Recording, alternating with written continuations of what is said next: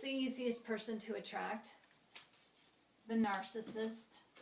They are the easiest people to attract because you don't even have to do anything. It's like talking to them is so easy as they make forming a relationship with them super, super, super comfortable. Why? Well, it's not what you think. It's because they want something from you. And what they want, you don't see coming.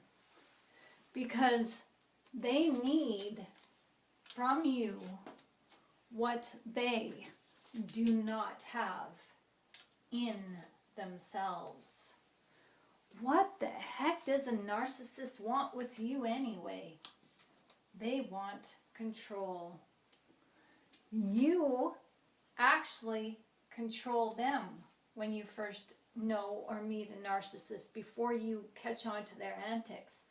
You control them by you being you and by their need of what you've got that they haven't got. See, the natural order of things is this. Someone who cares less in the relationship, well, they hold all the power, and power equals control. So have you figured out what you've got that they haven't got yet? You've got power over yourself.